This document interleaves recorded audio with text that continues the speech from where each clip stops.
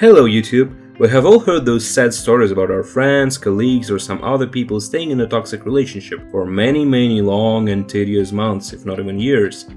Perhaps you even have such an experience yourself, and when it happens you just keep coming up with excuses for your partner no matter what they do or say. However, upon hesitating to end such a relationship, you will eventually nullify your own feelings, interests and ultimately even your personality in general, losing yourself in the end. So why does it happen this way and how can you possibly prevent it from going too far? In this video, we will tell you about 6 most common misconceptions you should avoid having in order to prevent it. Let's go! And reason number 1. Your partner has apologized. We often deem our main goal in a conflict is getting an apology, and we typically consider it a genuine repentance of some sort. The person might ask for your forgiveness, promise you to never do it again, and so on. But in truth, it hardly matters a damn thing if they repeat it over and over again, right? Despite seeming upset for hurting you, despite the apology seeming to be sincere, do not forget about the conflict too soon. If you love your partner, naturally you would try to focus on their best qualities and ignore the worst. It usually forces you to believe and trust the person whatever they tell you, and give them one more chance over and over again. If you notice this pattern repeating in your relationship, maybe it's just the time for you to think about making some change. And here comes reason number 2. You've been through so much together. You've likely put a lot of effort into this relationship and you've been doing it for a very long time. Fighting for your partner, comforting them no matter what, letting whatever bad things they did slide, and so on. This could very well be the reason why you're not too fond of the idea of cutting the ties with this person, even if they bring you nothing but headache and mental suffering. Of course, you don't want all of your hard work to end up being in vain, it's completely understandable. You're just not going to leave for as long as there is at least a phantom hope of changing something and building up a healthy relationship, right? You are ready to sacrifice a lot for this change. The question you should ask yourself is, should you really? You need to find your own answer as genuine as possible, because if you sacrifice your mental health for the sake of your relationship, perhaps this relationship doesn't really fulfill its purpose, does it?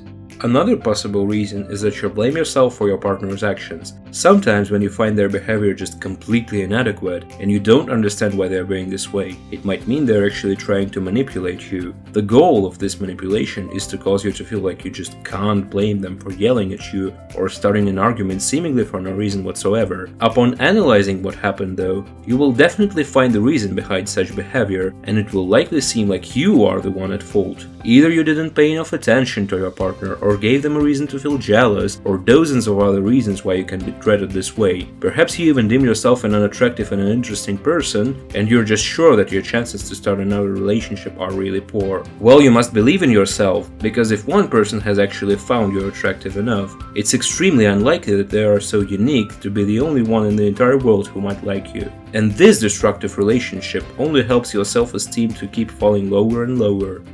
Stop it.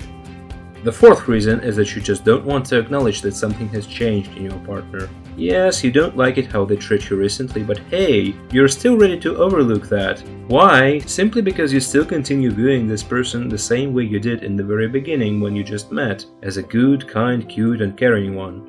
And you just hope that all these are temporary difficulties, that your partner will once again become the same person you once fell in love with. Well, people do change as they grow older and get more experience, and it goes for you as well, by the way. Perhaps your partner is just not quite the same person anymore, so you should ask yourself, do you really love this new one? Or maybe you have even changed yourself without noticing, and maybe you're just clinging to the happy memories, too afraid to let go of the past. Number 5. You are lying to yourself. For one, when you're trying to convince yourself that everything's fine and normal, or when you use your partner's traumatic experience from a previous relationship as an excuse for whatever crap they do, or simply telling them something they want to hear from you just so that no conflict would happen. In any case, all of it loses its meaning when it comes to the manipulations coming from your partner. It doesn't really matter how kind and nice they once were and how soft and loving they are outside of an argument. If you feel manipulated, if you feel like arguments don't change anything, and you feel like there is no visible progress and mutual understanding, perhaps you should just leave. And the final reason is that you might think that something bad could happen to your partner if you leave them. Usually when we have or at least had some feelings for a person, we definitely can't be indifferent if they tell us they can't live without us or something like that, especially if they also say they might do something terrible, such as committing suicide if you break up. Well, make no mistake, you being worried in this case is perfectly natural, it makes you a good person. However, You shouldn't put up with a daily torture just because of such a classic manipulation. And it most likely is in fact nothing but a manipulation, as they are trying to exploit the remainder of your feelings for them in order to keep you around. But even if you do have a sound reason to think they might be serious about that, you can always try to help your ex adapt to the change. In a severe situation, it is wise to get some external help, for example from a professional therapist. It is perfectly fine to attempt to make a breakup as harmless as possible. After all, it's not like your partner just instantly becomes completely irrelevant to you, even if you're sure that your ways need to part from now on.